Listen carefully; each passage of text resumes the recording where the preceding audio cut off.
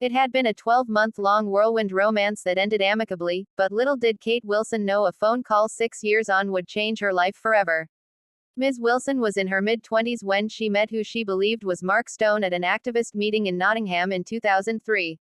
The pair hit it off and began a romance which lasted over a year, but it was all a lie. Mark Stone's real name was actually Mark Kennedy. He was an undercover police officer sent by the now disbanded National Public Order Intelligence Unit, NPOIU, to spy on an activist group Ms. Wilson was associated with back in the early 2000s.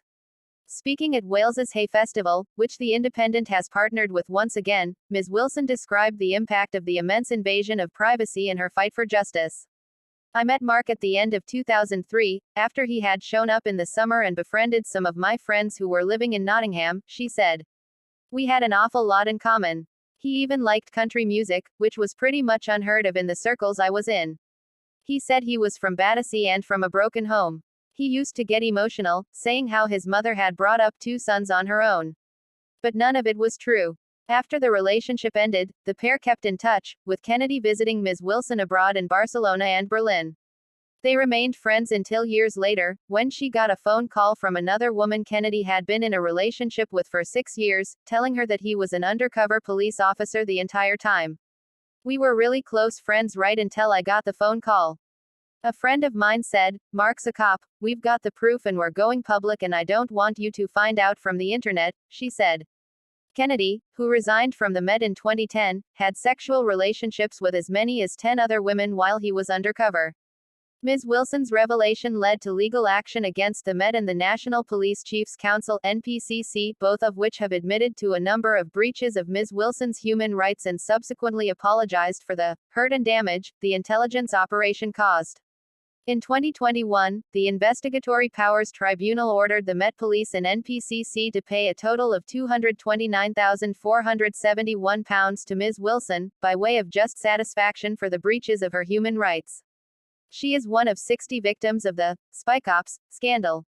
Taking place from 1968 to at least 2010, the operation is now the subject of a decade-long public inquiry that has already cost £88 million and is due to conclude in 2026. There is a fundamental problem with secret policing, Ms. Wilson told an audience at the Culture and Arts Festival. There's an institutional problem with the fact there's no accountability, but there's also a personal problem when you take these individuals, who are mostly men, and you take them out of all of the normal social controls that make people behave decently. They give them new names, they give them a mask, they tell them no one will ever find out who they were or what they did. You remove them from their families and give them a whole bunch of power over a group of people, and horrific things happen. Ms. Wilson sat down to discuss her ordeal with investigative journalist Oliver Bullough in a wide-ranging talk at Hay Festival about her new book, Disclosure: Unraveling the Spy Ops File. I'm doing all right now, but there was some very dark moments, she said.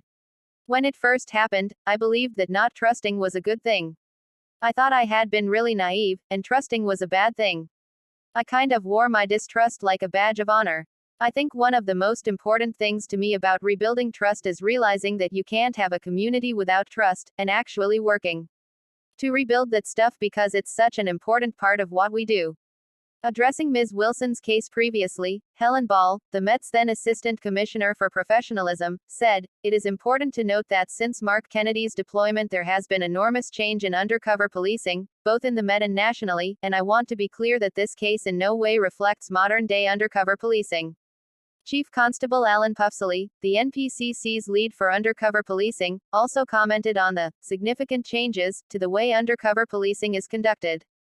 The selection and training of all undercover officers have been standardized and is licensed by the independent body, the College of Policing, he said. Disclosure: Unraveling the Spy Ops Files by Kate Wilson is published by Weidenfeld and Nicholson on the 29th of May.